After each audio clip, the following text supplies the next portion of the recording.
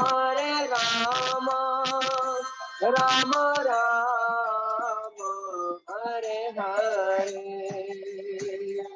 कृष्णा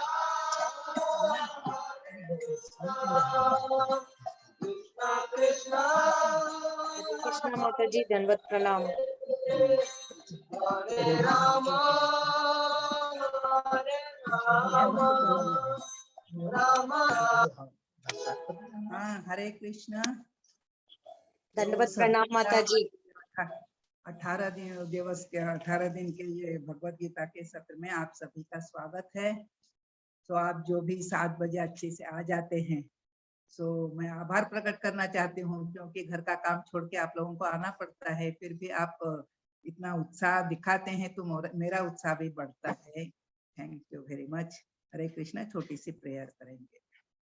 नमो विष्णुपदाय कृष्ण पृष्ठाय भूतले श्रीमते भक्ति वेदांत स्वामिनिति नामिने। नमस्ते सरस्वती देवे गौरवाणी प्रचारिणे निर्विशेष शून्यवादी पाश्चात्य देशतारिणे। जय श्री कृष्ण चैतन्य प्रभु नित्यानंद श्री अद्वैत श्रीवासदि गौर भक्त वृंद। हरे कृष्णा कृष्णा कृष्णा हरे हरे, हरे राम राम राम हरे हरे, हरे कृष्णा कृष्णा कृष्णा हरे हरे, हरे राम राम राम हरे हरे। जय गौरनिताय जय गौरनिताय निताय गौर। हरि बोल हरि बोल निताय गौर हरि बोल। जय जय प्रभुपाद जय जय प्रभुपाद। जय जय गुरुदेव जय जय गुरुदेव। निताई गौर सीतानाथ प्रेमानंदे। हरि हरि बोल। हरि नाम संकीर्तन की जय। हरे कृष्ण महामंत्र की जय। श्री प्रभुपाद की जय। ग्रंथराज श्रीमद् भगवत गीता की जय। फिर एक बार स्वागत है आपका। और हमने चैप्टर 9 पर चर्चा की थी। सो उसमें हमने देखा था कि भगवत ज्ञान के बाद भगवत प्राप्ति कैसे कर सकते हैं। और आज का चैप्टर है भगवान के ऐश्वर्यों के बारे में चर्चा। कल के टॉपिक पे कोई तो भी कुछ बोलना चाहेगा तो प्लीज आप लोग अनम्यूट करके जो भी बोलना चाहेगा प्लीज थोड़ा सा कुछ कहिए। कल क्या आपने कुछ सीखा, सुना, कुछ याद है आपको? हरे कृष्णा माता जी।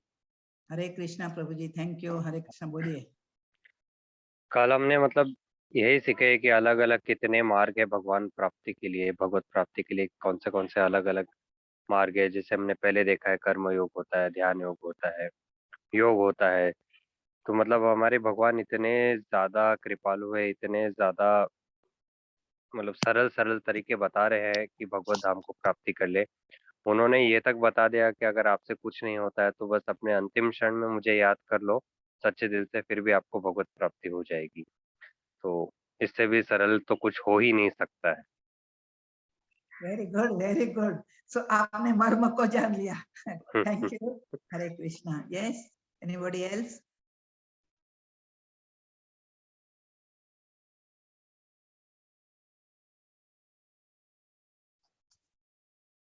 ओके, तो हम आज चैप्टर 10 की चर्चा करेंगे, लेकिन उसके पहले देखेंगे कि चैप्टर 10 है भगवान का ऐश्वर्य।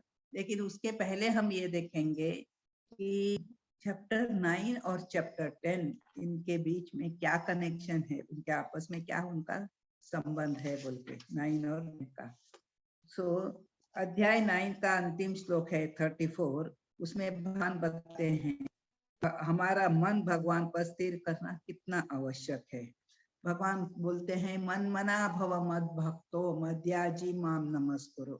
सो बोले तो कितना आवश्यक है, और ये करने से जैसे अभी सुदर्शन प्रभु जी ने बोला वैसे ऐसा करने से हम कितना आसानी से भगवान को प्राप्त कर सकते हैं, इसका वर्णन इस श्लोक में है। इसलिए अध्याय 10 भगवान के उन ऐश्वर्यों के, अब भगवान बोलते हैं मेरे ऊपर मन स्थिर करो, लेकिन मन स्थिर करने के लिए हमको किसी के ऊपर मन स्थिर करने के लिए उनके ऐश्वर्यों को, उनके बारे में जानना जरूरी है।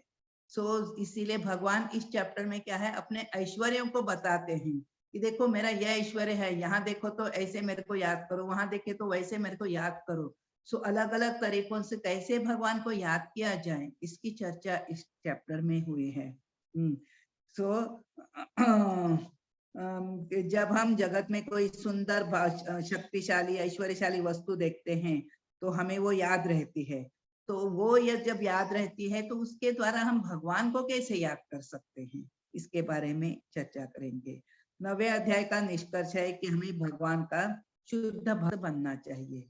तो शुद्ध भक्त कैसे बन सकते हैं, इसलिए हम 10वें अध्याय में भगवान कृष्ण और उनके अन्य ऐश्वर्यों के विषय में सुनेंगे, ताकि हमारे भक्ति में वृद्धि हो, हमारी भक्ति बढ़ सके।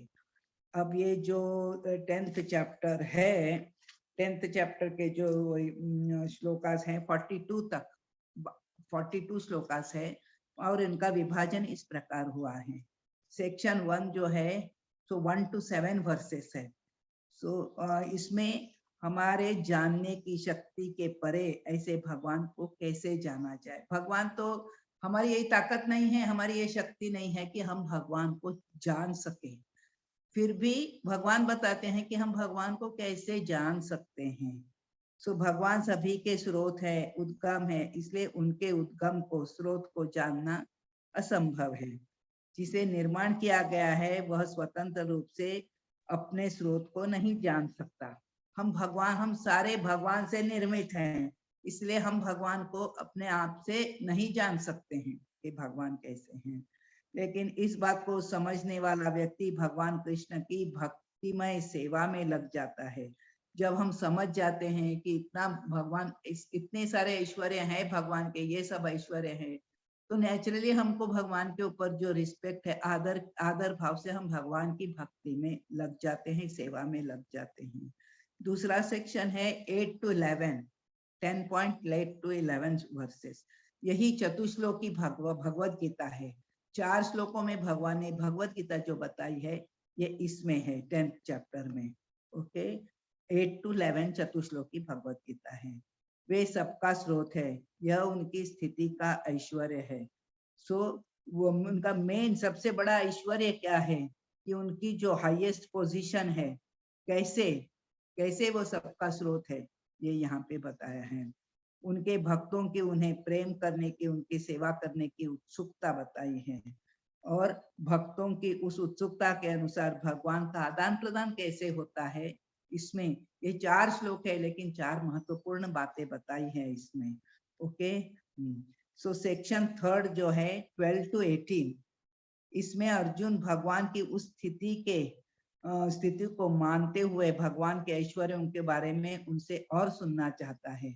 ओके, आप इतने महान हैं, मैं और सुनना चाहता हूँ आपके बारे में, और सुनना चाहता हूँ। ये उसका, हम लोगों को देखो कोई भी अच्छी चीज मिलती है, मेरे को और चाहिए और चाहिए और चाहिए, जो लालच हमको रहता है। वैसे ही अर्जुन भगवान का शुद्ध भक्त है, उसको क्या हो जाता है, जितना भगवान के बारे में सुनता है उसको लगता है मैं और सुनना चाहता हूँ आपके बारे में, तो बताइए बोल के तो वो चाहता है। अर्जुन पूर्ववर्ती आचार्यों की बातों को मानता है।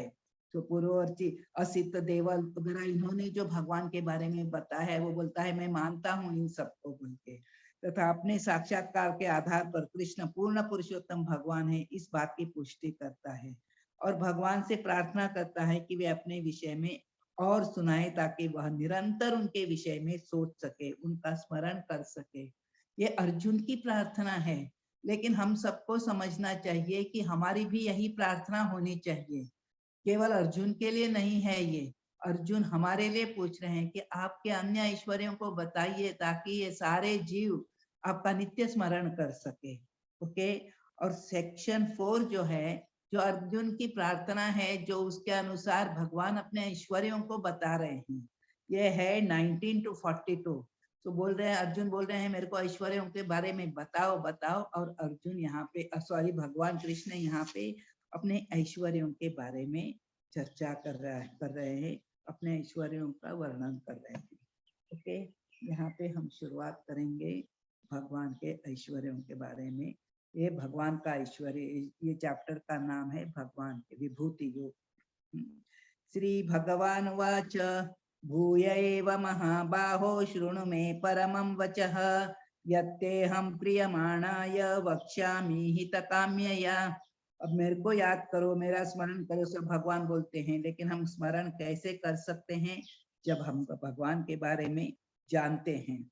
ओके, तो यहाँ पे भगवान बोल रहे हैं, श्री भगवान ने कहा, हे महाबाहो अर्जुन, और आगे सुनो, चूंकि तुम मेरे प्रिय सखा हो, अतः मैं तुम्हारे लाभ के लिए ऐसा ज्ञान प्रदान करूंगा जो अभी तक मेरे द्वारा बताए गए ज्ञान से श्रेष्ठ होगा। देखो 9th चैप्टर में मीन्स हमने देखा कि ज्ञान से भी ज्ञान भगवान बोल रहे हैं मैं अब तुमको बताऊंगा बोल के, गुह्यतम जो था उससे भी श्रेष्ठ ज्ञान प्रदान करूंगा बोल के भगवान बोल रहे हैं। अब यहाँ पे देखो 9वें 10वें अध्याय के ज्ञान को गुह्यतम अर्थात सर्वश्रेष्ठ ज्ञान कहा गया है। पिछले अध्याय में अनन्य शुद्ध भक्ति किस प्रकार संपन्न की जा सकती है इसका वर्णन किया था। इस अध्याय में भगवान अपने ऐश्वर्यों का वर्णन अर्जुन के समक्ष कर रहे हैं, जिसको सुनकर अर्जुन की श्रद्धा उनमें बढ़े। ये केवल अर्जुन की श्रद्धा नहीं है, हमको याद रखना है, ये हमारे लिए भी है कि हमारी श्रद्धा भी कैसे बढ़े। सो भगवान रूप गोस्वामी जी ने उपदेशामृत में बताया है कि भक्ति को बढ़ाने का क्या एक उपाय है। तो गुह्यम आख्याति पृच्छति। सो गुह्यम आख्याति पृच्छति बोले तो रहस्यमयी बातें, जो गूढ़ बात है उसको पूछना, और गुह्य को भौतिक सीक्रेट नहीं है, ये आध्यात्मिक सीक्रेट, उनको पूछना और उनको बताना। यहाँ अर्जुन पूछ रहा है कि आपके ऐश्वर्यों को बताओ, भगवान के ऐश्वर्यों को, वो साधारण व्यक्ति के ऐश्वर्यों के बारे में नहीं पूछ रहा है, वो भगवान के ऐश्वर्यों के बारे में पूछ रहा है, और भगवान उसको बोल रहे हैं कि मेरे ऐश्वर्य क्या हैं। हम देखते हैं, यदि हमारा कोई घनिष्ठ मित्र हो तो हम क्या करते हैं, हमारी कामयाबी, हमको मालूम है कि हम अगर हमारी कुछ भी कामयाबी की बात इसके सामने करेंगे, ये खुश होकर सुनेगा, ये हमको बधाई देगा, तो वो हमको कॉन्ग्रेचुलेट करेगा, अरे वाह वाह तुमने बहुत अच्छा किया है। तो हम क्या करते हैं कि अरे मेरे को देखो ऑफिस में मेरा प्रमोशन हो गया है, मेरे को एक सेपरेट केबिन मिला है, और मेरे को घर के लिए गार्डनर भी मिला है, सर्वेंट क्वार्टर्स भी है, मीन्स ऑफिस की तरफ से ये मेरी सब पूरी फैसिलिटीज मिली हैं, गाड़ी मिली है। ये सब बातें सुन के क्या हो जाता है कि अगर हमारा घनिष्ठ मित्र है तो वो खुश हो जाएगा, लेकिन यही बात हम अगर किसी ईर्ष्यालु के सामने करेंगे, जो हमसे ईर्ष्या करता है, तो वो क्या सुन के खुश हो जाएगा? वो सुन के खुश नहीं होगा, वो हमसे ईर्ष्या करेगा, हाँ हाँ हमारी निंदा करने लगेगा, हमारी गलतियां दिखाने लगेगा, अरे तुमको कैसे मिल गया, वो तो तुमसे इतना अच्छा है, ये है वो है करके हमारा दिल दुखाएगा। तो इसीलिए भगवान भी यहाँ पे बोलते हैं, भगवान को मालूम है अर्जुन मेरा इतना अच्छा मित्र है, इसको तो मेरा ऐश्वर्य देख के सुन के उसको तो बहुत खुशी होगी, इसके लिए भगवान अर्जुन के सामने अपने ऐश्वर्यों को प्रकट करते हैं। 9वें अध्याय में भगवान कहते हैं भक्त बहुत विशेष है, इसलिए भगवान उनके जीवन में हस्तक्षेप करते हैं। सारे जीवों का उत्कर्ष भक्ति करने से हो सकता है। यहाँ पे बताया है कि सारे जीवों का, यहाँ पे केवल मानव का बोल के नहीं बताया है कि सारे जीवों का उत्कर्ष होना है, सारे जीवों को भगवत होना है, बात नहीं है कि केवल मनुष्य ही भगवत धाम जा सकता है। सो और भगवान को प्राप्त करने के अनेक अनेक मार्ग हैं। जैसे हमने देखा कर्म कांड से सकाम कर्म श्रेष्ठ है, सकाम कर्म से निष्काम कर्म जो हमको ज्ञान योग तक ले जाता है। फिर ज्ञान योग के आगे हमको अनासक्ति आ जाती है। फिर ऐसा करते करते डिटैचमेंट जब आ जाएगा, फिर रोगा रुरुक्ष अवस्था आ जाएगी, फिर योगा रुरुक्ष अवस्था से हम योगा रूढ़ अवस्था तक पहुंच जाएंगे। ओके, लेकिन यहाँ पे भी पतन की संभावना बनी रहती है, क्योंकि हम इंद्रियों और मन को कंट्रोल करने का प्रयास करते हैं। लेकिन भक्ति योग इतना सरल है कि हम इंद्रियों और मन को भक्ति में लगाते हैं, तो भक्ति योग से हमारे पतन के चांसेस बहुत कम होते हैं। ओके, भगवान इस अध्याय में अपने ऐश्वर्यों का वर्णन कर रहे हैं ताकि जीव का उनके प्रति श्रद्धा और विश्वास बढ़ता जाए और वह समझ सके कि भगवान अनेक देवताओं में से एक नहीं है। सो भगवान की महत्ता को जब वो जानेगा तो भगवान बोल रहे हैं कि मेरा अनन्य भक्त बनो। ये कैसे सिद्ध है? जब वो ऐश्वर्यों के बारे में जानेगा, भगवान कितने महान है इस बारे में जानेगा, तभी वो भक्त बनने के लिए तैयार होगा। और वो जान जाएगा कि देखो देवी देवता हमको क्या है, देवी देवताओं की पूजा करना आसान लगता है, क्योंकि जैसे शास्त्र में जो भी विधि विधान है उसके अनुसार पूजा कर ली तो क्या हो जाता है, हमको जो भी वर चाहिए वो मिल जाता है और इसी से हम संतुष्ट हो लग जाते हैं। लेकिन यहाँ पे भगवान बताते हैं कि उनके द्वारा तुमको जो भी प्राप्त होता है वो मैं ही उनको प्रदान करता हूँ, उनकी अपनी शक्ति नहीं। इसलिए हम भगवान को प्रसन्न करेंगे तो देवी देवता भी प्रसन्न हो जाएंगे।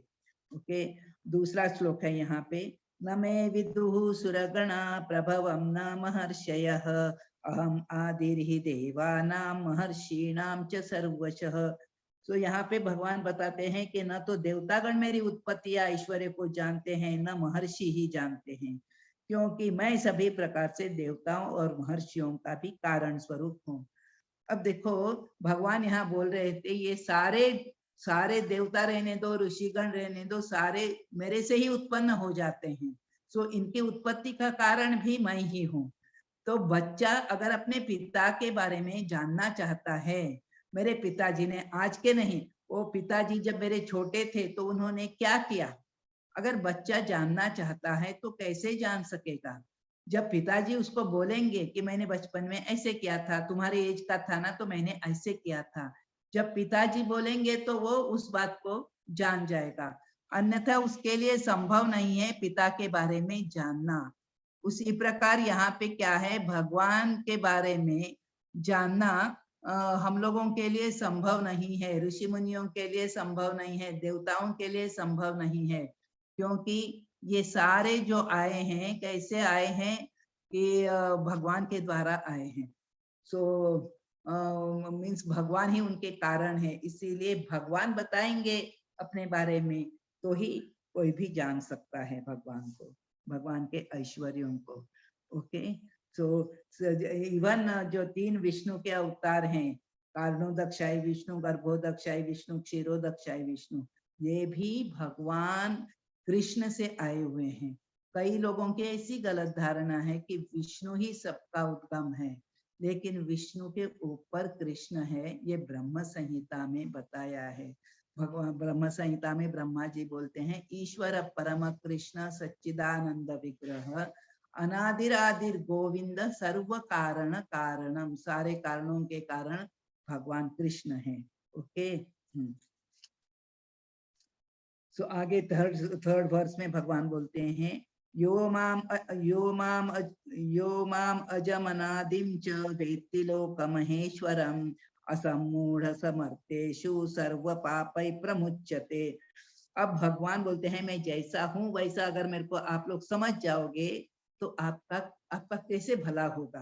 भगवान बोलते हैं जो मुझे अजन्मा अनादि समस्त लोगों के स्वामी के रूप में जानता है, मनुष्य में केवल वही मोह रहित और समस्त पापों से मुक्त होता है। हमने इतने सारे पाप किए हैं, हमें हमेशा डर रहता है, हम हमारे पापों से मुक्त कैसे हो सकते हैं?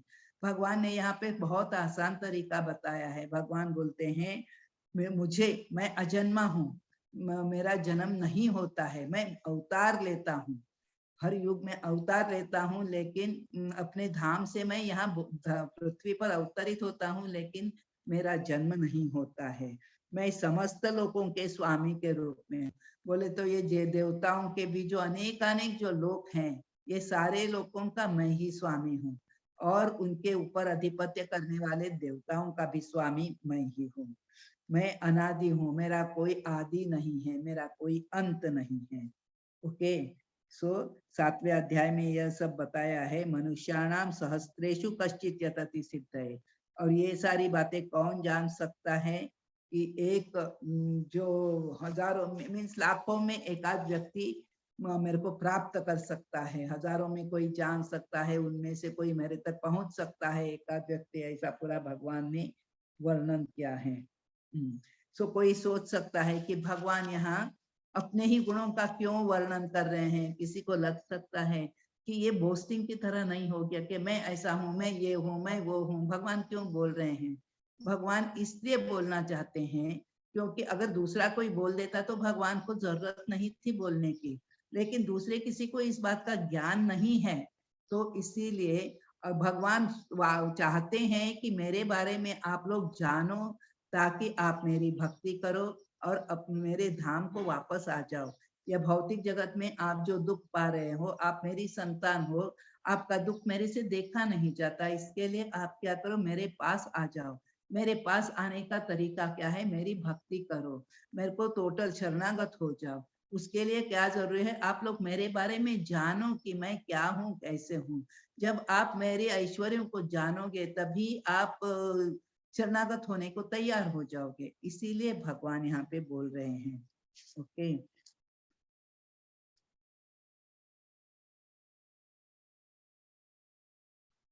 तो यहाँ भगवान बोलते हैं जीव भी अज है, अजन्मा है, और भगवान भी अजन्मा है। ओके,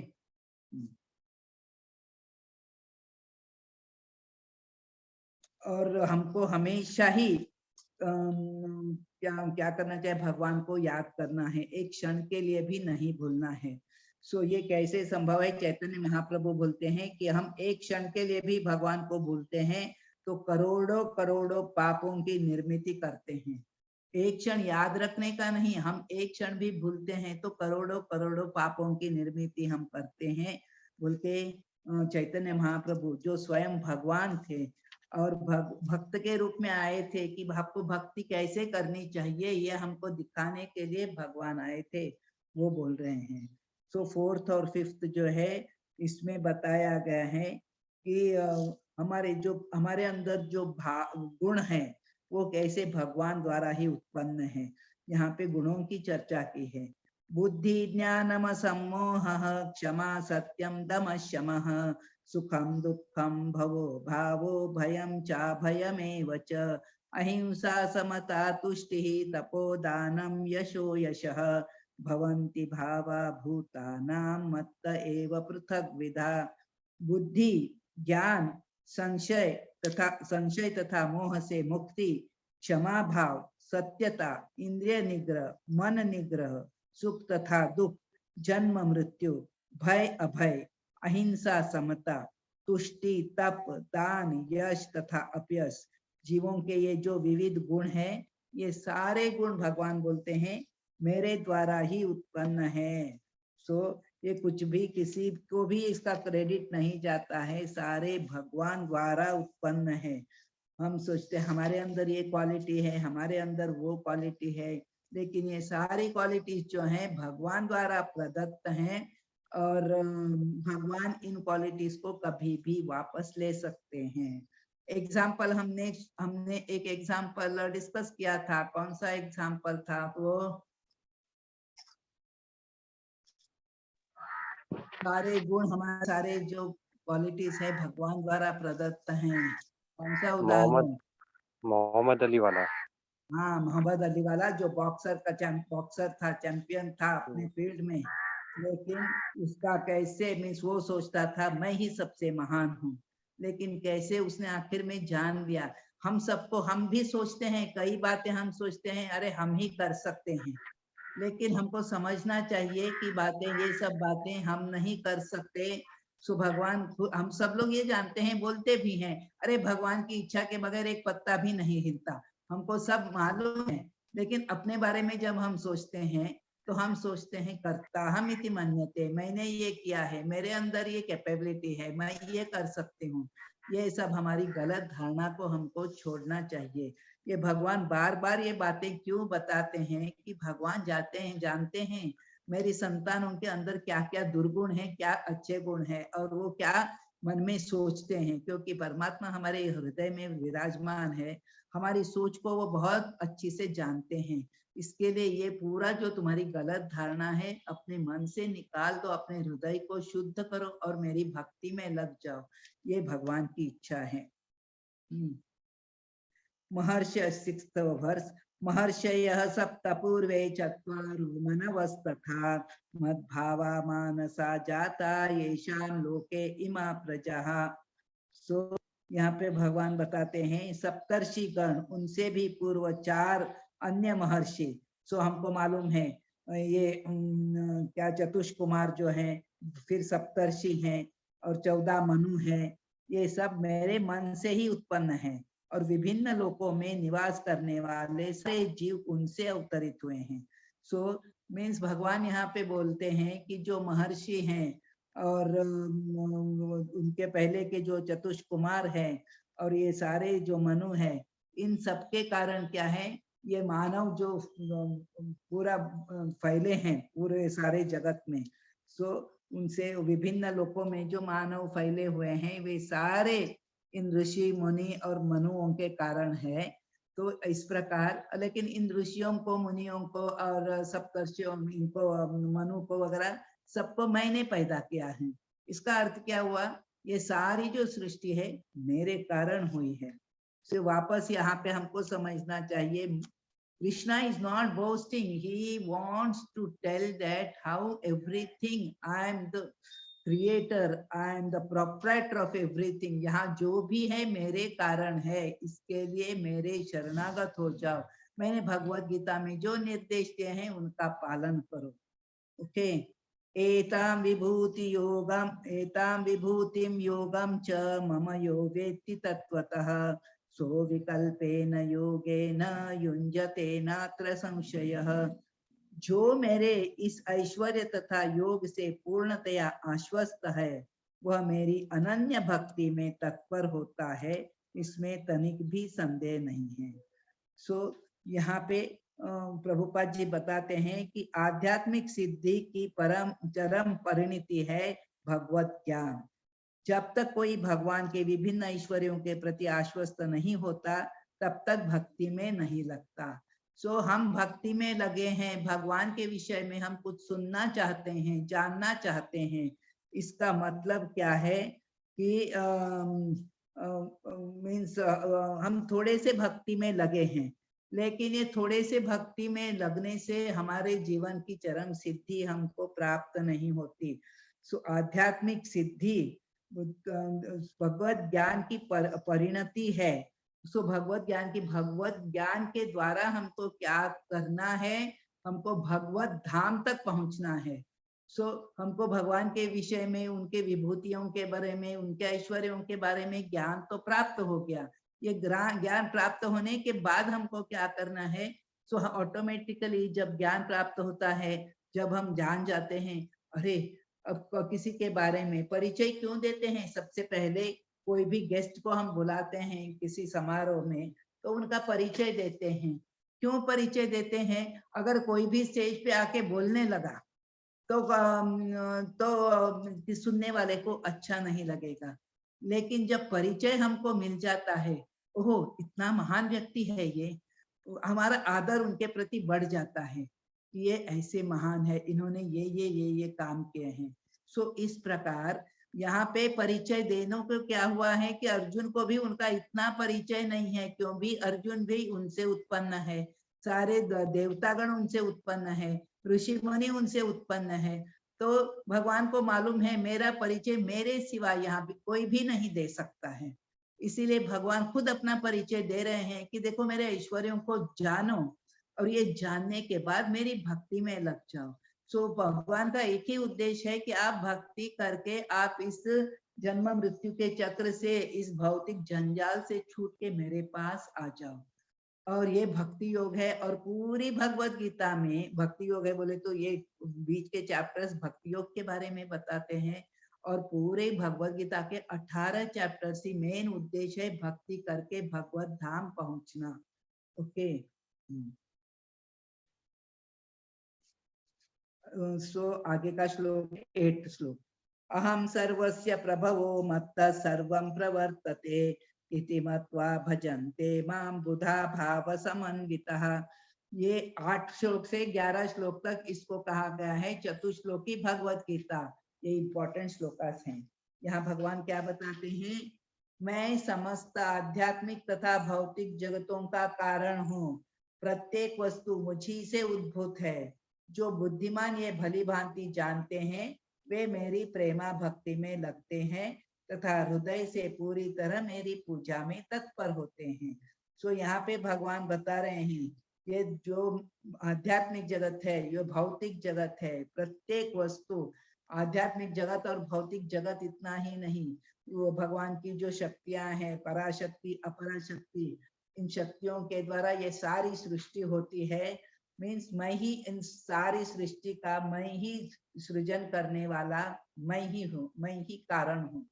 और जो बुद्धिमान व्यक्ति इस बात को जान लेता है, अब भगवान ने बोल दिया है, उनको अपने आप प्रयास करने की भी जरूरत नहीं। भगवान ने बोल दिया है। इस बात को जानकर, इस बात को मानकर फिर हमको क्या करना है? भगवान की प्रेममयी सेवा में लगना है, भगवान के नाम का जप करना है। भगवान के विषय में जो शास्त्र दिए हैं, शास्त्र को पढ़ना है, सुनना है।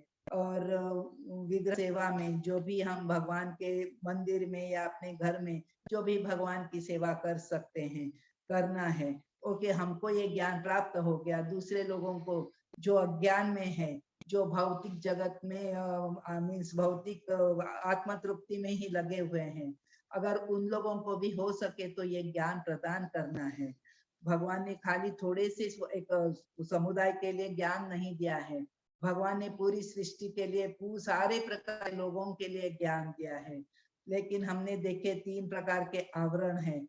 कई लोग ऐसे हैं कि वो उस आवरण से बाहर निकलना नहीं चाहते, लेकिन हमको उनको भी बाहर निकालने का प्रयास करना चाहिए। अब यहाँ पे देखो, यहाँ पे बताया गया है कि कैसे गोपाल तापने उपनिषद रहने दो, फिर सारे जो नारायण उपनिषद है और महा उपनिषद है, सब कैसे भगवान मीन्स भगवान कैसे महान है, भगवान के महत्व का पूरा यहाँ पे वर्णन किया हुआ है। एक मिनट, 8वां।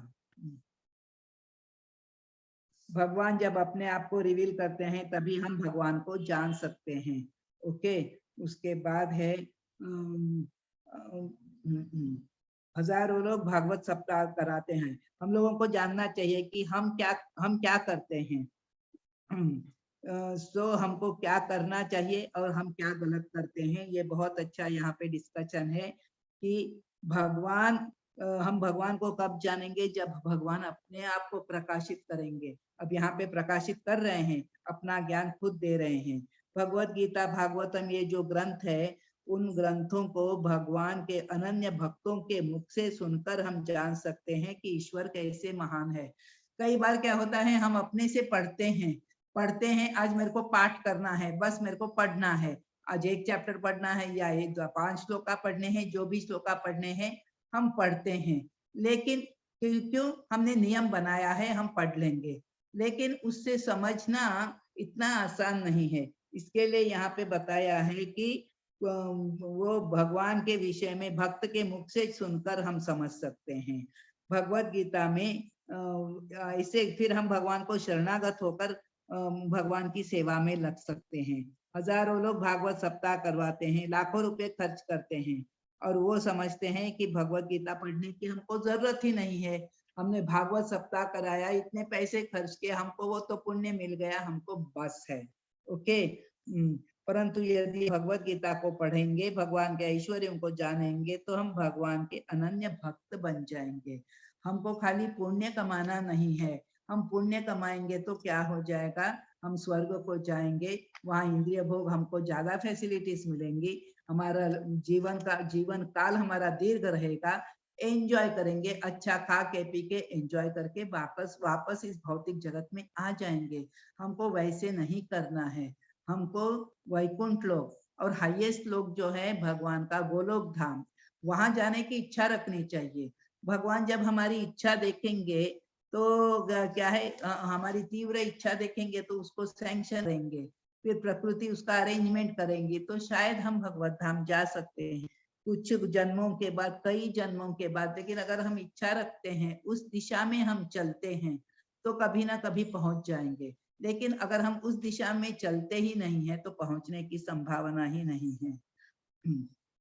भगवान कृष्ण अर्जुन को आगे कहते हैं कि सारी बातों को, इन सारी ये जो भागवत सप्ताह वगैरह ऐसी सारी बातों को छोड़ दो, इतना जान लो कि भौतिक और आध्यात्मिक जगतों का मूल मैं ही हूँ। आकाश, आकाश से बाहर पृथ्वी, पृथ्वी के बाहर ये सारा जो पंच महाभूत है वो भी मेरे से ही आए हुए हैं। इसीलिए मेरा ही। और यहाँ पे वर्णन आता है नारायण उपनिषद, गोपाल तापने उपनिषद जैसे वाङ्मय से वो कोट्स देते हैं प्रभुपाद जी महा उपनिषद से कि एको वही नारायण। पहले केवल नारायण थे, फिर उन्होंने क्या क्या, ब्रह्मा जी नहीं थे, शिव जी नहीं थे, पानी नहीं था, जल और अग्नि नहीं था, कुछ भी नहीं था, केवल भगवान नारायण थे। और उसके बाद कैसे उन्होंने सृष्टि की। फिर गोपाल तापने उपनिषद में आता है यो ब्रह्मांडम विदधाति पूर्वम ये वै वेदांश वेदांश गापयति स्म कृष्ण। प्रारंभ में कृष्ण ने ब्रह्मा को वेदों का ज्ञान दिया, उन्होंने भूतकाल में वैदिक ज्ञान का प्रचार किया। सो उन्होंने गुरु शिष्य परंपरा में वो ज्ञान फिर अपने पुत्र को दिया, नारद को, नारद ने व्यास देव को दिया। इस प्रकार जो ज्ञान है वो भी भगवान से आया है, जो सृष्टि है वो भी भगवान से आई है। ओके। नारायणात ब्रह्मा जायते, नारायणात प्रजापति, इस प्रकार सारी सृष्टि की निर्मिति नारायण से हुई है। नारायण बोले तो विष्णु, और विष्णु का स्रोत जो है भगवान कृष्ण है। अब हम लोगों को देखो, हम स्वामी नहीं बन सकते, क्योंकि भगवान की जो शक्तियां हैं उनके स्वामी कौन है, भगवान कृष्ण है। और हम ये भगवान की पराशक्ति रहने दो, अपराशक्ति रहने दो, हम इन शक्तियों के अंतर्गत हैं, तो हम उनका नियंत्रण नहीं कर सकते हैं। इसलिए हमको समझना चाहिए कि भगवान ही परम स्वामी है। और इस प्रकार जब हमने जान लिया है तो हमको भगवान की शरण लेने में आसानी हो जाती है। इसलिए भगवान हमको बोलते हैं, ये सारे ऐश्वर्यों के बारे में भगवान हमारे साथ चर्चा कर रहे हैं। तो 9th श्लोका है मच्चित्ता मद्गत प्राणा बोधयन्त परस्परम कथयन्त च माम नित्यम तुष्यन्ति च रमन्ति च। सो मेरे भक्त क्या करते हैं, भगवान बोलते हैं मेरे भक्तों की किस चीज में रुचि है, इसका वर्णन यहाँ पे है। सो मेरे शुद्ध भक्तों के विचार मुझ में वास करते, बोले तो वो मेरे बारे में ही सोचते रहते हैं और उनके जीवन मेरी सेवा में अर्पित रहते हैं।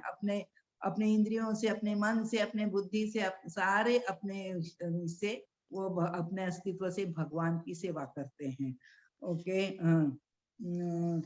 तो प्रभुपाद जी कहते हैं कि भगवत गीता समझे बिना श्रीमद् भागवतम को पढ़ेंगे तो एक्सीडेंट हो जाएगा। भागवतम में भगवान और भगवान के भक्त, इनके विषय में चर्चा है, लेकिन भगवत गीता में क्या है, हम भगवान को कैसे जान सकते हैं। पहले हमको भगवान को जानना है, उसके बाद और भगवान को जानने के बाद उनकी भक्ति कैसी करनी है, ये समझ के भगवान की भक्ति करनी है। और भक्ति जब हम भगवान की करते हैं, उसके बाद जब हम भागवतम पढ़ेंगे तो हम कुछ भी भक्तों के बारे में गलत धारणा नहीं बनाएंगे मन में। लेकिन अगर हम भगवान के बारे में भी नहीं जानते हैं तो हम अरे ये भगवान के साथ ऐसे कैसे कर सकता है, वैसे कैसे कर सकता है, ऐसे भाव हमारे मन में आएंगे। लेकिन भगवान के भगवत गीता में भगवान ने 3 प्रकार के भक्तों की भी चर्चा की है, उनके मनोभाव की भी चर्चा की है और प्रकृति के गुणों की चर्चा की है। इस सबको जानने के बाद और भगवान के भक्तों का आदान प्रदान कैसे होता है उसकी भी चर्चा की है। ये सब जानने के बाद हम भक्त और भगवान के बीच में जो संबंध है उसको गलत नहीं समझेंगे। नहीं तो हम एवरी चांस इज देयर कि हम भक्तों के और भगवान के बीच के संबंध को गलत समझ सकते हैं। ओके, प्रभुपाद जी ने सो हम योगी और या ज्ञानी नहीं, हम पूरी तरह से माया के प्रभाव में हैं। योगी बनना, ज्ञानी बनना हमारे लिए संभव नहीं है। हम प्रभुपाद ने हमें भक्तिमय सेवा में, प्रभुपाद जानते हैं ये लोग कलियुग के हैं, सो कलियुग आगे आगे बढ़ रहा है, तो इन लोगों में क्या क्वालिटीज होगी, ना तो ये ज्ञानी बन सकते हैं क्योंकि मन चंचल है, ना योगी बन सकते हैं। ये चंचल मन उनको ना तो ज्ञानी बनने देगा ना योगी बनने देगा, केवल ये भक्त बन सकते हैं। क्योंकि भक्त के लिए क्या है, यहाँ पे भक्त के लिए प्रभुपाद जी ने मीन्स भगवान ने भी सेवा बताई है, लेकिन प्रभुपाद जी ने इतने सारे मंदिर खोल के इतनी सारी सेवाएं उपलब्ध कर दी हैं कि मन को भी इनमें लगा दिया जाए और अपने इंद्रियों को भी इसमें लगा दिया जाए तो भक्त आराम से भक्त अपना शुद्धिकरण करके भगवत सेवा में लग सकता है। प्रभुपाद जी को ये विश्वास था। सो जो हमारे फेस्टिवल्स है, फेस्टिवल्स पे सारे भक्त इकट्ठा होते हैं, फेस्टिवल्स पे जो भी सेलिब्रेशन है उसके लिए इतनी सारी तैयारी करनी पड़ती है। सो भक्तों को इन सारे कामों में लगा दिया जाए तो ऑटोमेटिकली वे भगवान के बारे में ही सोचते सोचते पूरे एक्टिविटीज करते हैं, तो अपने आप उनका शुद्धिकरण होता है। शुद्धि करने का अलग से प्रयास करने की जरूरत ही नहीं होती है। सो हर बात की एंजाइटी रहती है, ये कैसे होगा, वो कैसे होगा, ऐसे होगा बोल के। ओके, आगे का श्लोक है मच्चित्ता मद्गत, 9th श्लोक है। मच्चित्ता मद्गत प्राणा बोधयन्त परस्परम कथयन्त मां नित्यं तुष्यन्ति च रमन्ति च। सो भगवान के भक्त किस प्रकार आनंद का अनुभव करते हैं। देखिए भगवान के जो भक्त हैं, बाकी भौतिकवादी लोग क्या हैं कि वो उनका आनंद प्राप्त करने के उनको स्थान ही अलग रहते हैं। वो सोचते हैं कि मैं पिक्चर जाऊंगा, मैं मॉल में कुछ खरीदारी करने जाऊंगा, मैं रेस्टोरेंट में जाके हम कुछ पार्टी मनाएंगे, ऐसा कुछ करके एंजॉय करेंगे। लेकिन भक्त ये सब पिक्चर नहीं देखता है, मॉल में नहीं जाता है और कुछ भी ऐसी पार्टी में उसको रुचि नहीं है। तो इसके लिए भक्त क्या करते हैं, आपस में मिलके भगवान ने जो यहाँ भौतिक जगह इसमें पृथ्वी पर आकर जो लीलाएं की हैं, भगवान ने लीलाएं क्यों की, अपने भक्तों के लिए की हैं। सो जब भगवान इस धरती पर आते हैं अनेक लीलाएं करते हैं और भगवान के भक्त बैठकर उनकी लीलाओं का उनकी चर्चा करते हैं, एक दूसरे को बताते हैं और आनंद का अनुभव करते हैं। अब हमने सुना है कि जब चैतन्य महाप्रभु जो स्वयं भगवान कृष्ण थे, एक भक्त के रूप में आए थे, तो वो क्या करते थे, वे जब जगन्नाथपुरी में थे तो जगन्नाथपुरी में गदाधर पंडित तोटा गोपीनाथ में वो रहते थे। तो ये जगन्नाथपुरी में तोटा गोपीनाथ मंदिर में चैतन्य महाप्रभु जाकर उनके साथ बैठकर उनसे भागवत सुनते थे। क्या भगवान को भागवतम मालूम नहीं है, लेकिन उसकी चर्चा करते थे और आपस में चर्चा करके इतना उनका अश्रुपात होता था कि वो अक्षर भी धुल गए थे, भागवतम में जो लिखा हुआ था श्लोकास वो भी धुल गए थे। इतना आपस में चर्चा करके आनंद का अनुभव करते थे। तो ऐसे सारे ये भगवान के भक्त हैं, सो आपस में चर्चा करके आनंद का अनुभव करते हैं। सो और यहाँ पे एक अच्छा एग्जाम्पल दिया है कि भगवान को छोड़ के भक्त को कोई भी दूसरा मीन्स कुछ भी आसरा नहीं है, वैसे उनकी स्थिति रहती है। सो भगवान को वो छोड़ के जाते ही नहीं है। यहाँ प्रभु जी ने गांधी जी का और कस्तूरबा का एग्जाम्पल दिया था। एक बार क्या हो गया कि कुछ भी आपस में इन दोनों का कुछ झगड़ा हुआ रात को, तो गांधी जी ने कस्तूरबा से कहा तुम अभी के अभी मेरे घर से निकल जाओ। सो हाथ पकड़कर उसको दरवाजे के बाहर कर दिया और अंदर से कुंडी लगाई। ओके, तो बेचारी बात तो बाहर बैठ गई। थोड़ी देर के बाद वापस दरवाजा खटखटाया उसने, तो धीरे धीरे दरवाजा खटखटाती रही, कोई जवाब नहीं मिला। फिर एक बार उन्होंने चुप बैठी, फिर वापस दरवाजा खटखटाया, तो थोड़ी देर के बाद उन्होंने तो कौन है बोल के ऐसा पूछा, और थोड़ी देर कुछ नहीं बोली, चुप रही, लेकिन दरवाजा खटखटा रहे। तो गुस्सा होके दरवाजा खोला, अरे तुमको यहाँ से जाओ बोला था ना, क्यों वापस आ गई हो, तो चली जाओ बोल के ऐसा। तो विनम्र भाव से कस्तूरबा ने क्या कहा कि मैं कहाँ जाऊं, मेरे पास जाने की कोई जगह नहीं है। सो ये मदगत प्राणा, ये जो मदगत प्राणा, मत चित्ता मदगत प्राणा जो शब्द है, इसके संदर्भ में प्रभु जी बोल रहे थे कि ये जो अब बा बोल रही है, आपका घर आपको छोड़ के कहीं जाने के लिए मेरे पास जगह ही नहीं है। भगवान के भक्त भी ऐसे ही होते हैं, वो सोचते हैं भगवान के चरणों को छोड़ के मैं जाऊं तो कहाँ जाऊं, मेरे पास जाने के लिए दूसरी जगह नहीं है। ओके, सो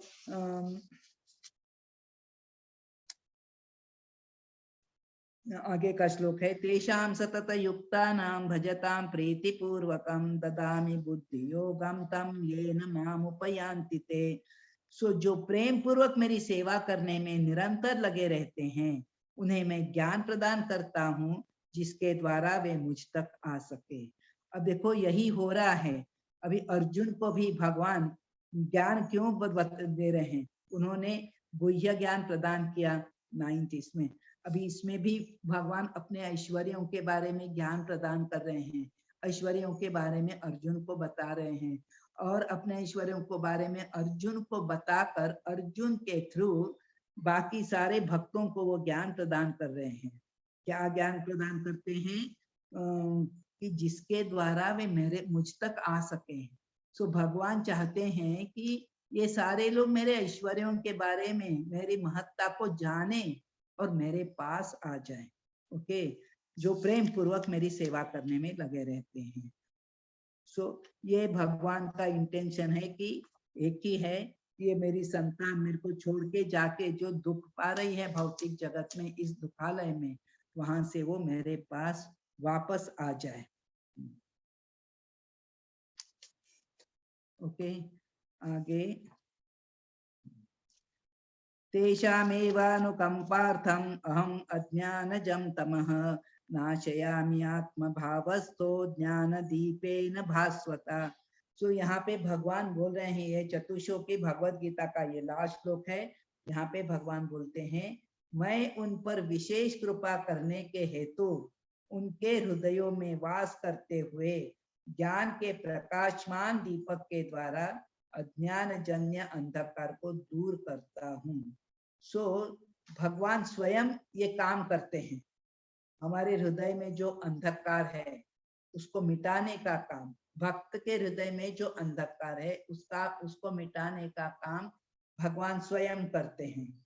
ओके, मैं उस पर विशेष कृपा करने हेतु उनके हृदय में वास करते, हमारे हृदय में परमात्मा रूप में सभी के हृदय में भगवान वास करते हैं। हरे कृष्णा माता जी। हाँ, हरे कृष्णा। 10वां श्लोक छूट गया शायद माता जी, तेषां सतत युक्तानां। ओके ओके, तेषां सतत युक्तानां भजतां प्रीतिपूर्वकं ददामि बुद्धि योगं तं येन माम उपयान्ति ते। इसी बात पर जोर दिया है कि जो मेरी प्रेम पूर्वक सेवा में करने में निरंतर लगे रहते हैं, उन्हें मैं ज्ञान प्रदान करता हूँ जिसके द्वारा वो मुझ तक आ सके।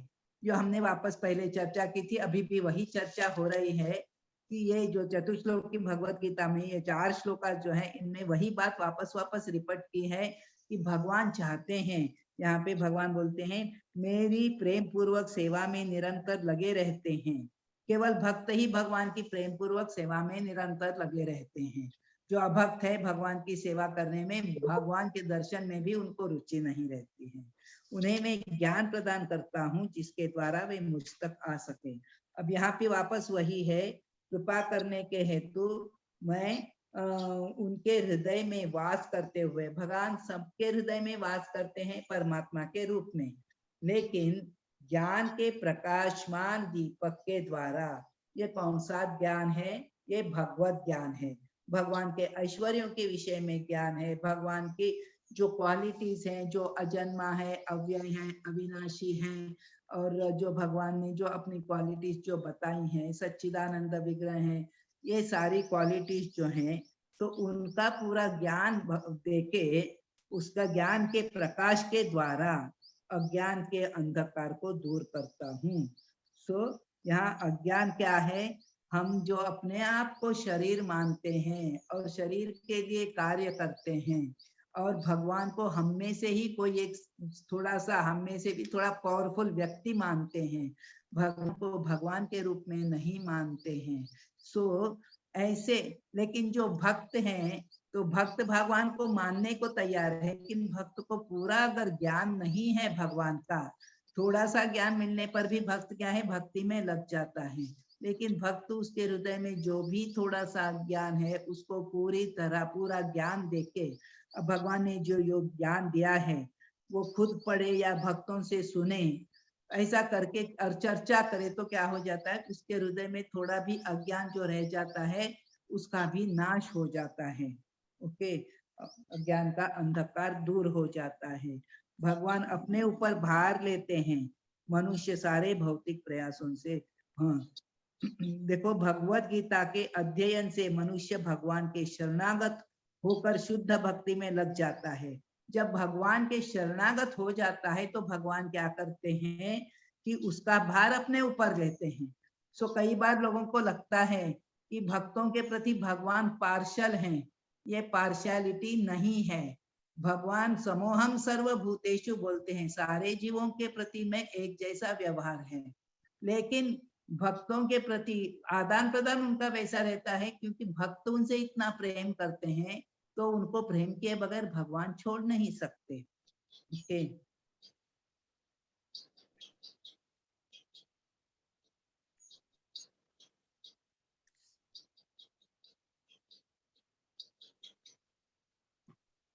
सो यहाँ ये सब सुनने के बाद अर्जुन क्या कहता है? परम ब्रह्म परम धाम पवित्रम परमं भवान पुरुषम शाश्वतम दिव्यम आदिदेवम अजम विभुम आहुस्त्वां ऋषयः सर्वे देवर्षि नारदस्तथा असितो देवलो व्यासः सर्व स्वयं चैव ब्रवीषि मे। अब यहाँ पे अर्जुन भगवान से बोल रहे हैं। अर्जुन ने कहा, आप परम भगवान, परम भगवान बोले तो आप षड ऐश्वर्य जो है उनसे 100% पूर्ण है। आप परम धाम, सबका एक ही गंतव्य है, सर्वश्रेष्ठ गंतव्य है आपके तक पहुंचना। आप परम पवित्र हैं, आप परम सत्य हैं, आपके सिवा दूसरा कोई भी सत्य परम सत्य नहीं है। आप नित्य हैं, दिव्य हैं, आदि पुरुष हैं, अजन्मा है, महानतम है। नारद, असित, बल तथा व्यास जैसे ऋषि आपके इस सत्य की पुष्टि करते हैं। अब आप स्वयं भी मुझसे प्रकट कर रहे हैं। तो यहाँ अर्जुन अभी मान लेने को तैयार है, क्योंकि भगवान से अर्जुन ने इतना सारा जो सुना, उसके बाद अर्जुन बोल रहे हैं कि मैं आपको मीन्स भगवान के रूप में स्वीकार कर रहा हूँ, और ये मेरी अकेले की राय नहीं है, आपसे सुनकर मैं मान रहा हूँ, लेकिन ये जो ऋषि मुनि है, नारद, असित, देव जैसे ऋषि, इन्होंने इस सत्य की पुष्टि की है। इन्होंने कैसे पुष्टि की है? मैंने तो देखा नहीं है कि भगवान के ऐश्वर्य उन्होंने, लेकिन उन्होंने शास्त्र को पढ़ा है, शास्त्र को पढ़ के उन्होंने सत्य का एक्सपीरियंस किया है, शास्त्र को पढ़ के। तो कई बार क्या है कि भगवान क्या हमको दिखते हैं क्या, भगवान क्या हमको आदेश देने को आते हैं क्या, ऐसे लगता है। लेकिन हमारे हृदय में भगवान चैत्य गुरु पे रूप विराजमान है। तो ये क्या करते हैं, कई बार हमको कुछ काम हम गलत कर रहे हैं, हमको ऐसा करना है वैसा करना है, कंफ्यूजन रहता है, समझ में नहीं आता है, तो कई बार हमको अंदर से एक आवाज सी आती है, अंदर से हमको प्रेरणा हो जाती है, नहीं तुम ऐसे करो। बहुत ही कंफ्यूजन में, बहुत ही ऐसी अवस्था में जब हम रहते हैं, तो कई बार हमारा अंतर्मन, हम बोलते हैं हमारा अंतर्मन हमको कह रहा है। ये अंतर्मन क्या है? ये भगवान हमको अंदर से प्रेरणा देते हैं। ओके, तो ऐसे करके इन लोगों को भगवान के बारे में जो इन्होंने पढ़ा था, जो इन्होंने सुना शास्त्रों के द्वारा, तो क्या हो गया, उनको अनुभव वैसे हो जाते हैं कई बार। तो इसका ये साक्षात्कार उनको हो जाता है। और भगवान को अर्जुन बोल रहे हैं, अब स्वयं अपने मुंह से बोल रहे हो कि मैं ऐसा हूँ, मैं वैसा हूँ बोल के। सो इसीलिए मैं इसको आगे बोलते हैं 14 श्लोक में, सर्वमेतद्धृतं मन्ये यन्मां वदसि केशव नहीं ते भगवन् व्यक्तिं विदुर्देवान् दानवः। आप जो बोल रहे हैं उस सबको मैं सत्य मानता हूँ। सो अभी अर्जुन समझ गया है कि ये भगवान जो है सो हमारी भलाई के लिए जो बोल रहे हैं, सो इसको सत्य मानकर इनके शरणागत होकर ही हमारा कल्याण होता है। और इसीलिए बोल रहा है, हे कृष्ण, आपने मुझसे जो कुछ कहा है उसे मैं पूर्णतया सत्य मानता हूँ। ये जबरदस्ती नहीं है अर्जुन के ऊपर, मैं जो बोल रहा है उसको सत्य मानो। अब उसने रियलाइज किया है कि नहीं, जो भगवान बोल रहे हैं ये सत्य है, तो इसीलिए वो कन्विंस हो गया है, तभी तो ये मानने को तैयार है। हे प्रभु, न तो देवता गण न असुरगण ही आपके स्वरूप को समझ सकते हैं। हरे कृष्णा माता जी। हरे माता जी बहुत धीरे आ रही है आपकी आवाज। हरे कृष्णा, सबको धीरे आ रही है क्या? हाँ हाँ हाँ, आवाज धीरे आ रही? हाँ माता जी, ठीक से सुनाई नहीं दे रहा, थोड़ा कुछ प्रॉब्लम है वॉल्यूम का लग रहा। आवाज धीरे आ रही है। ओके, तो अभी थोड़ा जोर से बोलूंगी तो शायद ठीक आ जाएगी। पहले ठीक था माता जी, बस अभी 5-10 मिनट से थोड़ा धीरे आ रहा था। Okay okay okay, okay. और यहाँ पे 15 श्लोक में भगवान बोल रहे हैं, स्वयमेवात्मनात्मानं वेत्थ त्वं पुरुषोत्तम भूत भावन भूतेश देव देव जगतपते। सो यहाँ पे भगवान को अर्जुन बोल रहे हैं,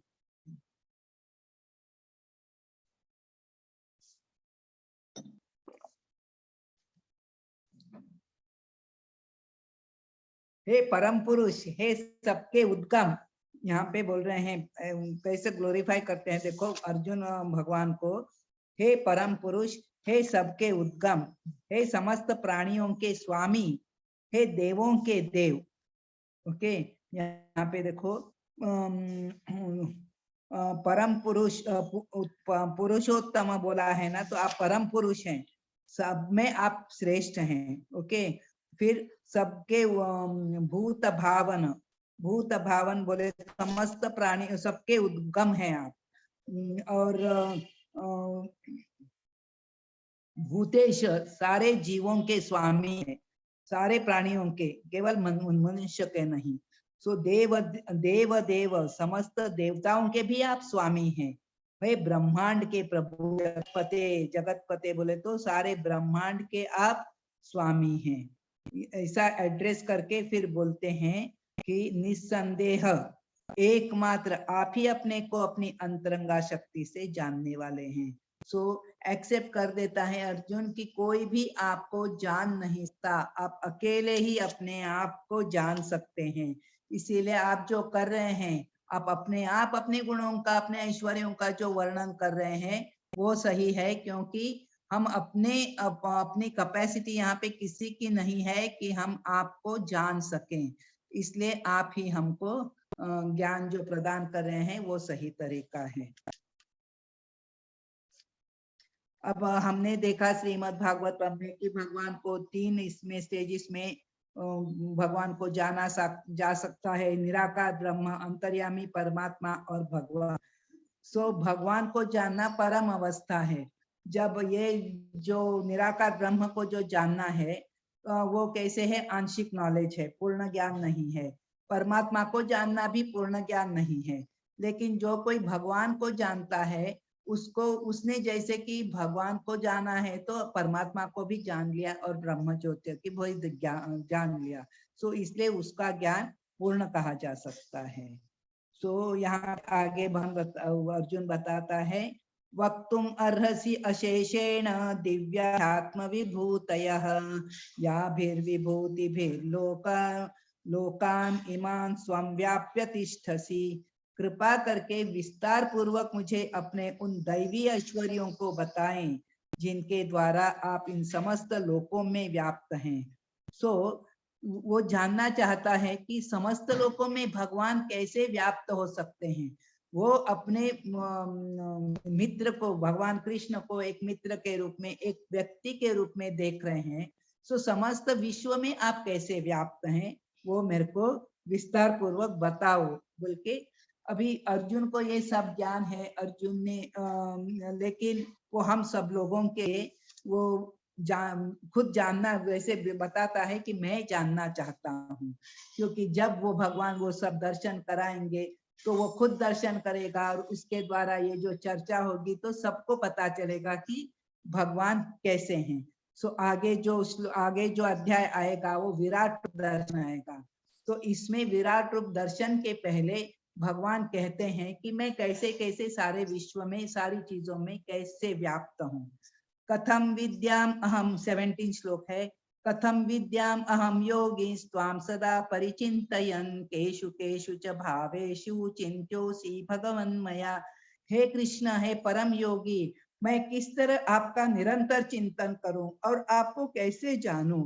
हे भगवान, आपका स्मरण किन किन रूपों में किया जाए। जब भगवान सामने है तो उनका स्मरण करना आसान है, लेकिन भगवान जब सामने नहीं है तो किन किन चीजों द्वारा मैं भगवान का स्मरण निरंतर कर सकता हूँ। किस चीज को देख के भगवान यहाँ पे है, भगवान वहां पे है, कैसे मैं याद कर सकता हूँ भगवान को, वो कैसे मैं जानूं, ये अर्जुन पूछ रहा है। विस्तारेणात्मनो योगम विभूतिम च जनार्दन भूयः कथय तृप्तिर्हि शृण्वतो नास्ति मे मृतम। अब देखो, जैसा प्यासा है उसको मीन्स प्यास लगी है, थोड़ा सा पानी पिए तो प्यास बुझती नहीं, उसी प्रकार अभी ये भक्त जो अर्जुन है वो भगवान के ऐश्वर्यों के बारे में जानने के लिए इतना प्यासा है कि उसको लगता है मैं कितना सुनूं, भगवान बोल रहे हैं, बोलते जाए मैं सुनता जाऊंगा, अब बोलते रहिए बोल के भगवान को बोल रहा है। हे जनार्दन, आप पुनः विस्तार से अपने ऐश्वर्य तथा योग शक्ति का वर्णन करें। पुनः देखो, अपना इतना बोला है भगवान ने, वो वापस बोल रहे हैं वापस मेरे को बताओ।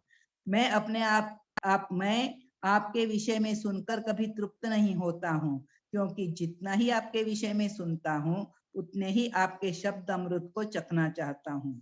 सो मैं और भी ज्यादा आपके विषय में सुनना चाहता हूँ। सो यहाँ से शुरू हो जाता है लास्ट सेक्शन, जो भगवान के ऐश्वर्य हैं, भगवान उनकी चर्चा कर रहे हैं। श्री भगवान उवाच हन्तते कथयिष्यामि दिव्यायात्म विभूतयः प्रधान्यतः कुरुश्रेष्ठ नास्त्यन्तो विस्तरस्य मे। सो मेरा जो विस्तार है उसका कोई अंत नहीं है, लेकिन मैं अपने थोड़े से ऐश्वर्यों के बारे में बताऊंगा, बोल रहे हैं भगवान यहाँ पे।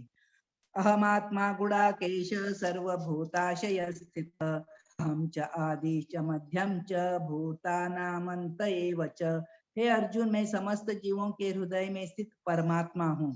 ओके, मैं ही समस्त जीवों का आदि हूँ, मध्य हूँ, अंत हूँ। आदित्यानाम अहम विष्णुर्ज्योतिषाम रवि अंशुमान मरीचिर्मरुताम अस्मि नक्षत्राणाम अहम शशि। सो आदित्यों में मैं विष्णु हूँ और प्रकाशों में तेजस्वी सूर्य, मरुतों में मरीचि, नक्षत्रों में चंद्रमा हूँ। वेदानाम साम वेदोस्मि देवानाम अस्मि वासवः इंद्रियाणाम मनश्चास्मि भूतानाम अस्मि चेतना। सब चीजों में जो सर्वश्रेष्ठ है भगवान बोलते हैं कि मैं वो हूँ। देखो, वेदों में सामवेद हूँ, देवों में स्वर्ग का जय हूँ, इंद्रियों में मन हूँ, समस्त जीवों में जीवन शक्ति हूँ, चेतना हूँ। रुद्राणाम शंकरश्चास्मि वित्तेशो यक्ष रक्षसाम वसूनाम पावकश्चास्मि मेरु शिखरिणाम हम। सो मैं समस्त रुद्रों में शिव हूँ, यक्षों तथा राक्षसों में संपत्ति के देवता कुबेर हूँ, वसुओं में अग्नि हूँ, पर्वतों में मेरु हूँ। पुरोधसां च मुख्यं मां विद्धि पार्थ बृहस्पतिं, सेनानीनाम् अहं स्कंदः, सरसाम् अस्मि सागरः। मुझे समस्त पुरोहितों में मुख्य पुरोहित बृहस्पति जानो, जो देवताओं के पुरोहित हैं। मैं ही समस्त सेना नायकों में कार्तिकेय हूँ, समस्त जलाशयों में समुद्र हूँ। महर्षीणां भृगुरहं गिराम् अस्मि एकम अक्षरम, यज्ञानां जपयज्ञोऽस्मि स्थावराणां हिमालयः। मैं महर्षियों में भृगु हूँ, वाणी में दिव्य ओंकार हूँ, समस्त यज्ञों में पवित्र नाम का कीर्तन तथा मैं बोले तो जप यज्ञ हूँ, समस्त अचलों में हिमालय हूँ। अश्वत्थ सर्व वृक्षाणां देवर्षीणां च नारदः, गंधर्वाणां चित्ररथः, सिद्धानां कपिलो मुनिः। मैं समस्त वृक्षों में अश्वत्थ वृक्ष हूँ, देवर्षियों में नारद हूँ, गंधर्वों में चित्ररथ हूँ और सिद्ध पुरुषों में कपिल मुनि हूँ। उच्चैश्रवसम् अश्वानां विद्धि माम् अमृतोद्भवम्, ऐरावतं गजेन्द्राणां नराणां च नराधिपम्। ये समुद्र मंथन में जो घोड़ा आया था उच्चश्रवा, वो मैं हूँ।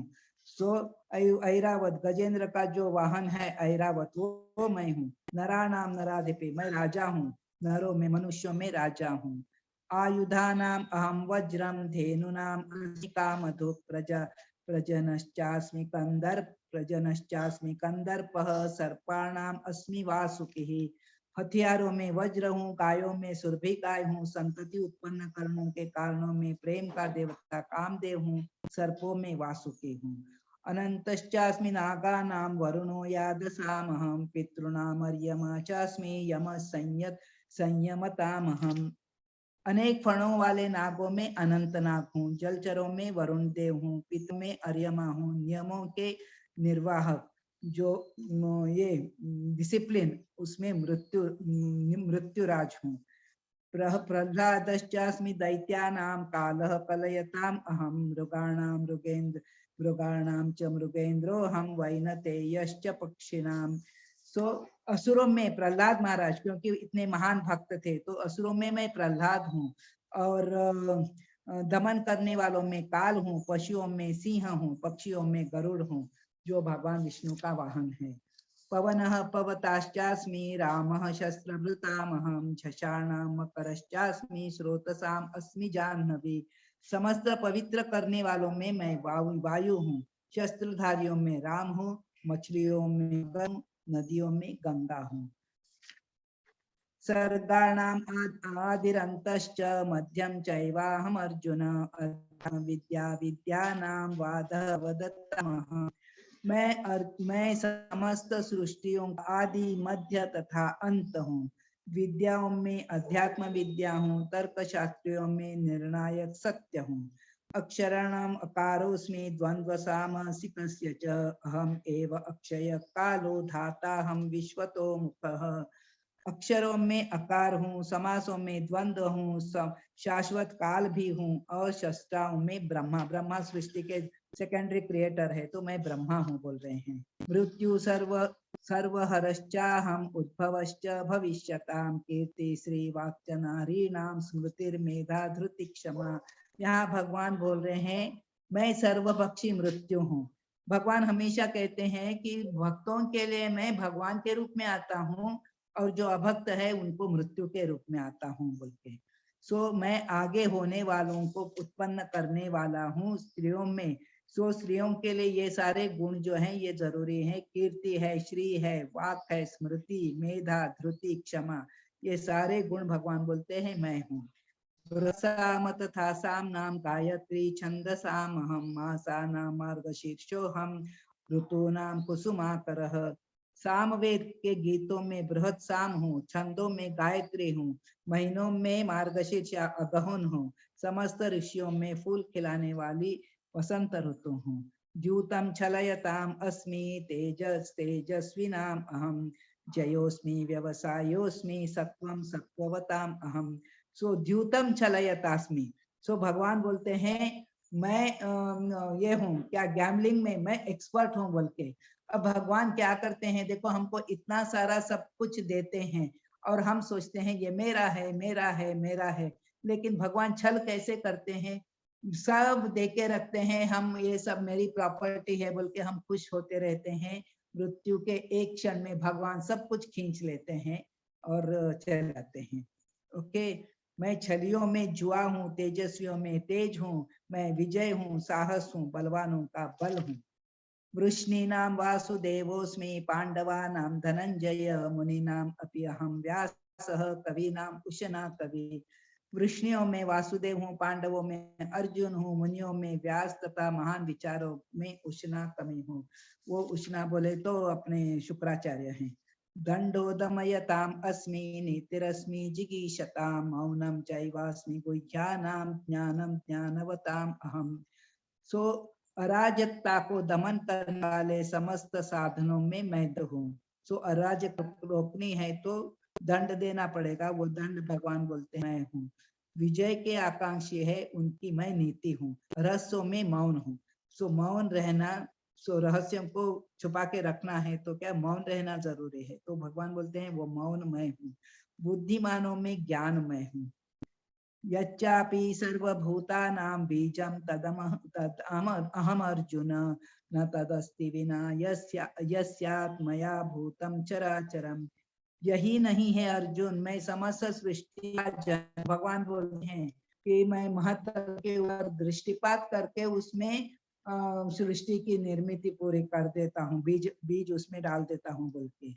ऐसा चर तथा अचर कोई भी नहीं है जो मेरे बिना रह सके, सारी सृष्टि भगवान के कारण है।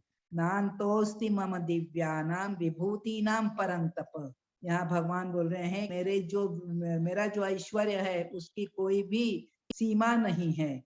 ये एषः तु उद्देश्यतः प्रोक्तो विभूतेः विस्तरो मया। हे परंतप, मेरी दिव्य विभूतियों का अंत नहीं है। मैंने तुमसे जो कुछ भी कहा है वो अनंत विभूतियों का संकेत मात्र है। मेरे सारी इतने ऐश्वर्य हैं कि ये थोड़ा सा, उसका एक थोड़ा सा पोर्शन मैंने आपको बताया है।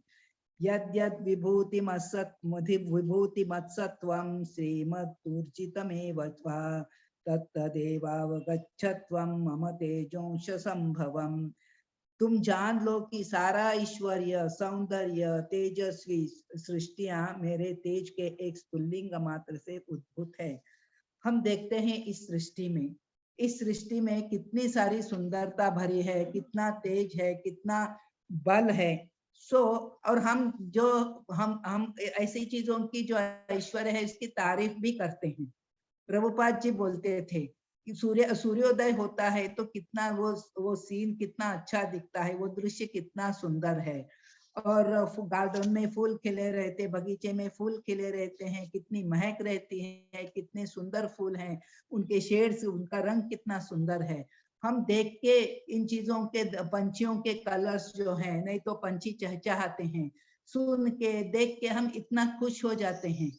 लेकिन ये भगवान बोलते हैं ये सब तो मेरे तेज का एक अंश मात्र है। कोई भी सुंदर व्यक्ति को देखे तो हमको लगता है अरे कितनी सुंदर है ना। मीन्स ये सारा किसी को देख के, मीन्स किसी की बोलने की कला, ये वो देख के हम प्रभावित हो जाते हैं। लेकिन हमको समझना चाहिए कि ये सब उनके पास आया कहाँ से है। इसका स्रोत केवल भगवान है। और ये जो इनको मिला है, जो एक थोड़ा सा परसेंटेज, 1% भी नहीं, थोड़ा सा है, तो हम इसकी इतनी तारीफ करते हैं। तो भगवान में जो ये सारे गुण जो 100% हैं, तो भगवान कितने सुंदर होंगे, भगवान कितने अट्रैक्टिव होंगे, इसीलिए उनका नाम कृष्ण है। Is all attractive. तो तुम जान लो कि सारा ऐश्वर्य, सौंदर्य, तेजस्वी सृष्टियां मेरे तेज के एक स्फुल्लिंग मात्र से उद्भूत है। हम बहुत, कोई धनवान है, अरे कितना अमीर है रे वो, इनके पास ऐसा है वैसा है, इतनी गाड़ी है, इतने बंगले हैं, सब चर्चा करते हैं। लेकिन ये सारी सृष्टि में जो धन है, सृष्टि में जो ऐश्वर्य है, पूरा भगवान का है।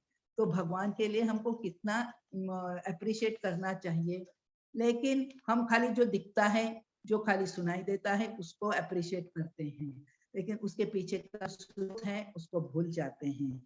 अथवा बहुनैतेन किं ज्ञातेन तवार्जुन विष्टभ्याहमिदं कृत्स्नम् एकांशेन स्थितो जगत्। किंतु हे अर्जुन, इस सारे विशद ज्ञान की आवश्यकता क्या है? मैं ये हूँ, वो हूँ बोलने की क्या जरूरत है? मैं तो अपने एक अंश मात्र से संपूर्ण ब्रह्मांड में व्याप्त होकर इसको धारण करता हूँ। भगवान बोलते हैं मैं सारे ब्रह्मांड अंदर भी हूँ और अपने ऊपर धारण भी करता हूँ। सो अंदर बाहर सारी सृष्टि के अंदर बाहर एक भगवान ही भगवान है, उनके सिवा और कुछ भी नहीं है। सो ये जानकर हमको भगवान के शरणागत, पूरी तरह भगवान के शरणागत होना चाहिए। यही भगवान इस अध्याय में कह रहे हैं। ओके, यहाँ पे देखिए 18 to 42 में 19 to 42 है शायद, उसमें पूरा भगवान ने अपने ऐश्वर्यों के बारे में वर्णन किया है। ओके, देखिए 19 to 42 और उसके पहले हमने देखा है कि 1 to 7 में भगवान को हम भगवान हमारे शक्ति से जानने के शक्ति से परे हैं, लेकिन हम उनको कैसे जानेंगे? भगवान के द्वारा सुन के, क्योंकि और कोई भी उसको बोलने के लिए लायक नहीं है। ओके, दूसरा है चतुश्लोकी भगवत गीता जो है, भगवान सबका स्रोत है, उनकी स्थिति क्या है और भक्त उन्हें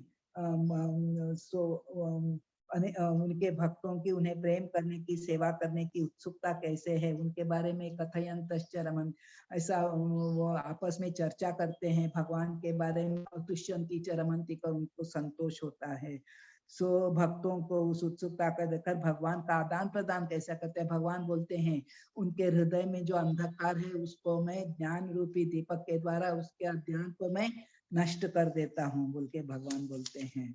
सो आगे 12 से 18 में भगवान को अर्जुन क्या बोलता है, वो उस स्थिति को मानते हुए सो और सुनना चाहते हैं, मैं और आपके बारे में सुनना चाहता हूँ। सो वो बोलता है असित देवल, इन आचार्यों ने भी पुष्टि की है, आप स्वयं भी बोल रहे हैं, इसलिए मैं आपसे और ज्यादा सुनना चाहता हूँ। सो और वो प्रार्थना करता है कि वे अपने विषय में और सुनाए ताकि निरंतर उनके विषय में सोच सके, उनका स्मरण कर सके। ये प्रार्थना हमारी भी होनी चाहिए कि भगवान हम आपको सदा याद रख सके, आपका स्मरण कर सके, आपके ऐश्वर्यों के बारे में सदा चिंतन कर सके। Okay, thank you very much. Hare Krishna. कोई ऐड करना चाहता है, कोई और ये करना चाहता है? हरे कृष्णा माता जी। हरे कृष्णा। माता जी, इसी श्लोक से आधारित लता का भी उदाहरण दिया जा सकता है। किसका? लता जो बेल होती है, हाँ, वो पेड़ के सहारे से चढ़ती रहती है, और अगर उसमें भक्ति, जैसे हम भक्तों को भक्ति का सिंचन और करते हैं तो वो पानी के द्वारा जो सिंचन से बेल बढ़ती जाती है। भक्ति लता बीज का वही भक्ति का बीज है, उसका हमको श्रवण कीर्तन से सिंचन करना चाहिए। महाशिव प्रभु जी ने ये बताया था, लेकिन हमारे प्रभु जी का इंस्ट्रक्शन था आप ज्यादा खींचते हो, आपको 5 मिनट पहले कंप्लीट करना है। तो भक्ति लता वो बढ़ती जाती है भगवान के बारे में। भगवान के बारे में जो हम सुनते हैं उसको वापस बोलना चाहिए। बोलना चाहिए तो क्या हो जाता है, वो हमारे मन में दृढ़ हो जाता है, हृदय में दृढ़ हो जाता है। इसका ये करेक्ट है ना माता जी? यही पूछना चाह रही थी। सही है। तो ये भक्ति लता बढ़ती है, बढ़ के उसको फिर वो अपने पृथ्वी का आवरण को भेद कर वो इसमें आध्यात्मिक जगत में पहुंच जाती है, और भगवान के उसके फल वगैरह जो हैं सो भगवान के चरणों तक पहुंच के वो वहां पे स्थिर हो जाती है। जी हाँ। थैंक यू माता जी। हरे कृष्णा। Thank you. हरे कृष्णा माता जी। हरे कृष्णा। बहुत अच्छा लग रहा माता जी आपसे सुन के। बहुत अच्छा। नहीं, प्रभुपाद की भगवत गीता अच्छे ही। टाइम कंस्ट्रेंट की वजह से क्या बोलना क्या छोड़ना, बहुत कुछ बोल सकते हैं, लेकिन वो बोलने के लिए जाओ तो टाइम कम पड़ जाता। ये अथाह सागर है, ये सागर अथाह है, अथाह सागर है वही। ओके। थैंक यू, आप इतना ध्यान देके बैठ के सुनते हो, टाइम निकालते हो, उसके लिए थैंक यू। सो आप जो भी सुने हैं थोड़ा सा जो भी है, और एक है कि महासिंह प्रभु जी बोल रहे थे शायद या अभी तो शॉर्ट में 18 दिन में अपने को कंप्लीट करना है, लेकिन इसके बाद भी अगर लोग इंटरेस्ट लेते हैं तो वो डिटेल में भी बताना चाहेंगे, तो वो जी। भी आप ज्वाइन कर सकते हैं। तो इसके लिए भी आपको इनविटेशन है सभी को, जो नए जी। हैं। अपने लोग तो आ ही जाते हैं, लेकिन जो नए हैं वो भी इसमें जुड़ सकते हैं। ओके, ये शॉर्ट टर्म है, हमको कुछ भी समझ में नहीं आया, भाड़बड़ में बोल दिया, आपको डिटेल में सुनना है तो उसमें ज्वाइन हो सकते हैं। Thank you. हाँ। वाञ्छाकल्पतरुभ्यश्च कृपा सिन्धुभ्य एव च पतितानां पावनेभ्यो वैष्णवेभ्यो नमो नमः। अनंत कोटि वैष्णव वृंद की जय, शिल प्रभुपाद की जय। जय। Hare Krishna. Thank you very much. Hare Krishna माताजी। हरे कृष्णा। हरे कृष्ण।